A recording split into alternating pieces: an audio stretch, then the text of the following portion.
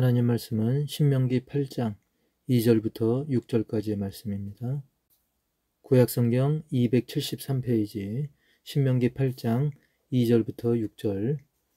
네 하나님 여호와께서 이 40년 동안에 내게 광야길을 걷게 하신 것을 기억하라.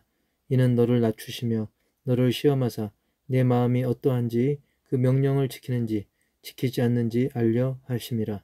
너를 낮추시며 너를 줄이게 하시며 또 너도 알지 못하며 내 조상들도 알지 못하던 만나를 네게 먹이신 것은 사람이 떡으로만 사는 것이 아니요 여호와의 입에서 나오는 모든 말씀으로 사는 줄을 네가 알게 하려 하심이니라.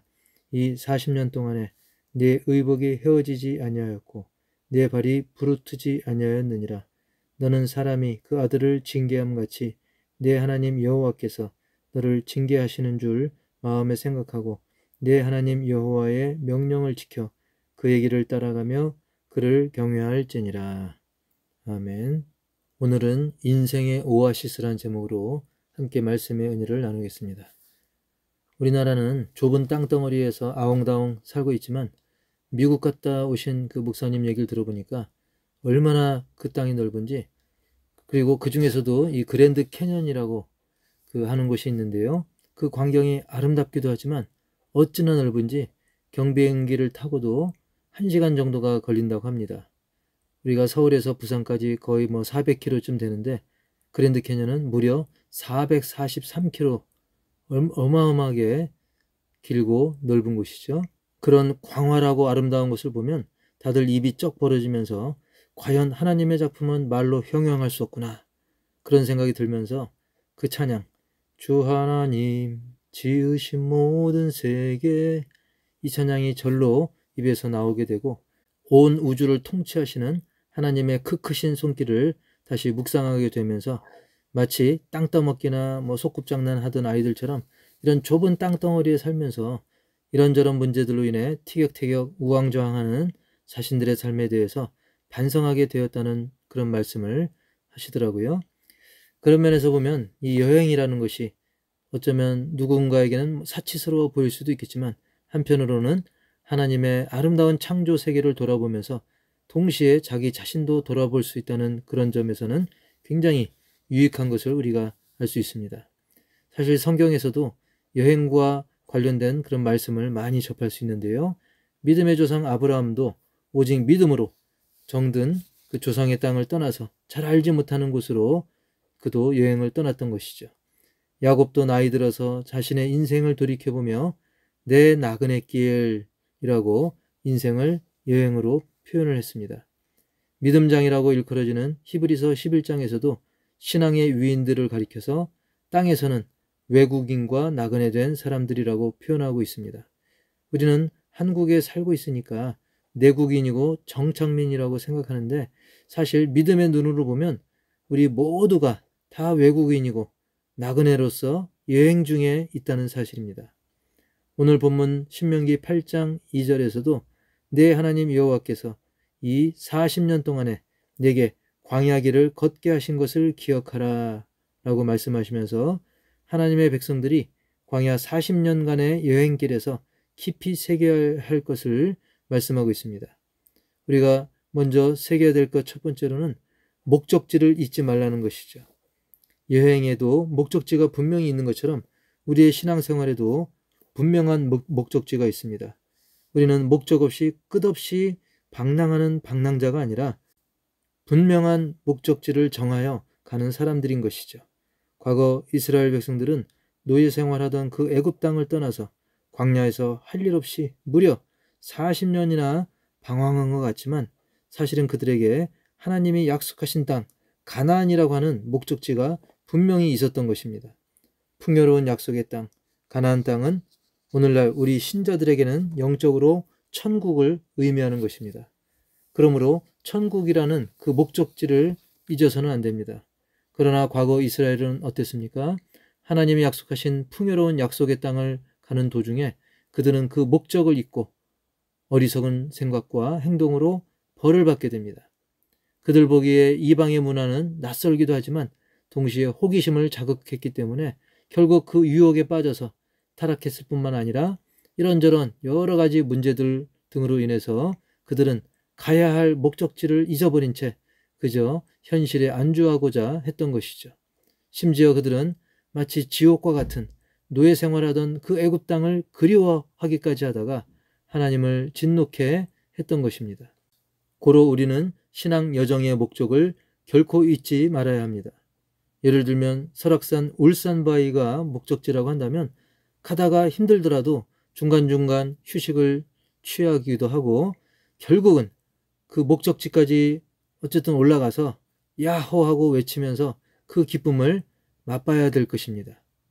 그런데 전에 산에 가보니까 입구에서부터 시작해가지고 중간중간 파는 게 많더라고요. 호박, 생강젓도 팔고 파전, 도토리묵, 음료 여러 가지 등을 파는 것도 굉장히 많더라고요. 그러다 보니 만약 울산바위가 목적인 사람이 자꾸 군것질하고 이것저것 목적과 먼 그런 것들에 시간을 뺏기다 보면 어느새 해가 떨어져서 원래 목적을 잊어버리고 그냥 놀고 먹다 오는 거죠. 괜히 살만 찌고 몸만 축나는 것이죠. 우리도 예수님 믿고 교회 다니는 목적, 예배 드리는 목적, 모든 신앙생활의 목적을 잊어서는 안 됩니다. 갈 길을 잊고 자꾸 곁길로 새면 안 되는 것입니다. 여러분, 우리가 지금 왜 여기 앉아 있습니까? 목적이 뭡니까? 우리는 하나님의 약속, 주 예수를 믿으라. 그리하면 너와 내 집이 구원을 얻으리라. 그 약속의 말씀에 근거해서 주님의 몸인 교회에 나와서 하나님께 예배로서 영광 돌리고 하나님이 내려주시는 은혜를 덧입고자 지금 여기에 있는 것입니다. 그리고 우리의 최종 목적지는 저 천국인 것이죠. 교회는 바로 이런 목적하에 구원받은 하나님의 자녀들이 모여 믿음이 자라는 곳이고 세상에 복음을 선포하는 것이고 그리고 주님의 사랑을 실천하는 그러한 원동력을 얻는 그런 곳입니다. 할렐루야. 이것을 놓치지 마시길 바랍니다. 그리고 두 번째로는 주의사항에 귀를 기울이라는 것입니다. 여행지에서도 보통 가이드들이 여러 가지 주의사항을 얘기해 주죠. 그걸 무시하다가 큰 어려움을 당하고 심지어 생명을 잃는 일까지도 있는 것입니다. 마찬가지로 하나님께서는 성경 말씀을 통해서 목적지인 천국까지의 여행길에 주의사항을 말씀하셨습니다. 지혜의 근원이신 하나님의 말씀이기 때문에 그리고 그 누구보다도 우리를 가장 잘 아시고 사랑하시는 하나님의 말씀이기 때문에 우리는 그대로 순종할 때 절대 손해가 없는 것이죠. 북한에 여행 갔던 오토 윈비어는 그 주의사항을 무시하다가 그만 북한 정권의 그런 괴롭힘을 당하고 결국 그가 나중에 돌아오긴 했지만 그 후유증으로 결국 사망하고 말았던 것이죠. 우리는 저 천국을 향해서 가는 그 여정에 많은 어려움들이 있을 수 있습니다. 아니, 있습니다. 때로는 그것이 너무 크거나 길어서 의심이 들 수도 있습니다. 사람이기에 그런 생각을 또 할 때도 있습니다. 그러나 우리는 하나님이 말씀해 주신 주의사항대로만 하면 능히 그 어려움을 이길 수 있습니다. 오늘 읽은 본문을 종합하면 하나님의 사랑과 은혜 그리고 훈계의 모든 가르침들을 기억하고 마음에 자꾸 떠올리라는 것입니다. 오늘 말씀 보면 2절 내 하나님 여호와께서 이 40년 동안에 내게 광야길을 걷게 하신 것을 기억하라. 이는 너를 낮추시며 너를 시험하사 내 마음이 어떠한지 그 명령을 지키는지 지키지 않는지 알려 하심이라. 3절에서도 너를 낮추시며 너를 줄이게 하시며 또 너도 알지 못하며 내 조상들도 알지 못하던 만나를 내게 먹이신 것은 사람이 떡으로만 사는 것이 아니요 여호와의 입에서 나오는 모든 말씀으로 사는 줄을 내가 알게 하려 하심이니라. 아멘.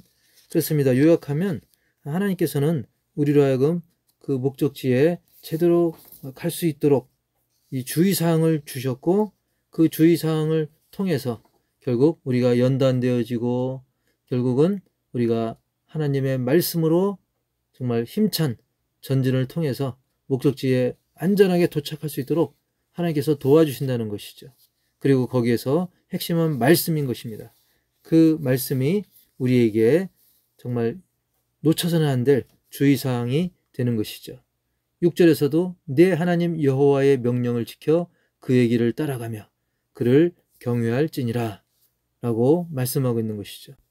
고로 우리는 완전한 나침반과 같은 하나님의 말씀, 우리를 안전하게 지켜주시는 주의사항이 되는 이 말씀을 더 의지하고 순종할 때 주님이 예비하신 목적지에 모두가 도달할 수 있게 되는 것이죠. 그리고 중요한 것 또 한 가지, 세 번째로는 주 안에서 안식하라는 것입니다.